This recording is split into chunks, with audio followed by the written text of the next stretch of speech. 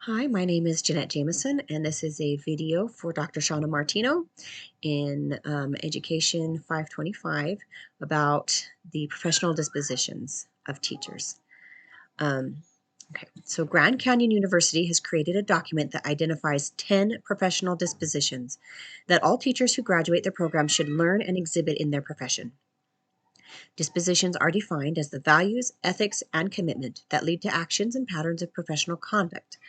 These dispositions are compassion, honesty, curiosity, reflection, professional conduct, fairness, respect for diversity, high expectations, advocacy, and dedication.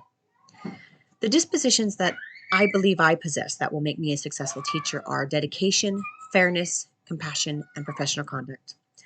Dedication is demonstrated through active participation, a positive attitude, arriving to school early and prepared, and leaving once all duties have been completed, and as well as consistent attendance. I am very dedicated to this profession, not only through teaching, but through lifelong learning as well. I plan to treat all my students fairly, with compassion and with respect, regardless of race, politics, or personal beliefs.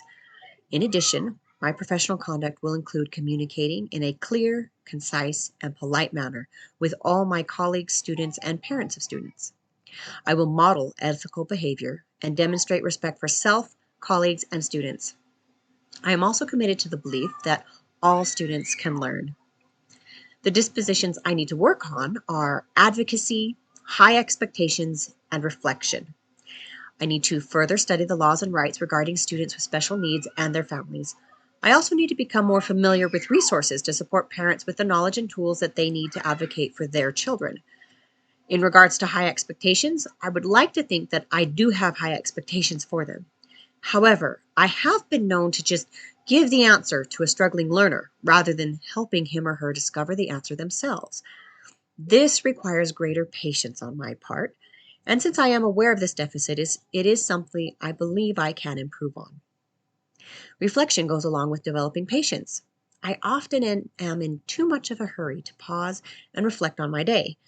I plan to uphold these dispositions by coming to class early each day to look over my lessons and then to stay after each day for the purpose of reflection and evaluation of how the day went and how the students are progressing.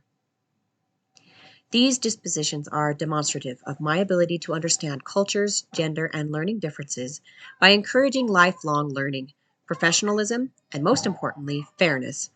This is accomplished by building positive relationships with all students, taking the time to understand them and their culture, their beliefs, and their interests, as well as seeking to understand any issues or challenges that they may be facing. Potential bias can affect teaching through possible unfairness, such as giving poor grades for the same work based on race or gender or political beliefs. It could also affect the assignments given and books chosen to read. Being aware of one's bias, or at least the potential for bias, is the first step to eliminating it. The second would be to ask for outside observations and to pay attention to yearly evaluations in an effort to check if bias may be presenting itself in the classroom. Which brings me to the last part of this assignment. I plan to utilize my annual evaluations, observations, and student data to improve each year. I hope to maximize my strengths and minimize my weaknesses. I hope to be humble enough to accept constructive criticism in order to improve my teaching practices year after year. A teacher is not just a profession. What we are doing here is cultivating a garden of beauty through daily improvement and culling unwanted weeds. There is great joy in hard work, particularly when you can see the fruits of your labors. According to C.S. Lewis, joy is the serious business of heaven. And that is what we are truly trying to accomplish, to enlighten minds and hearts in an effort to increase a child's capacity for joy.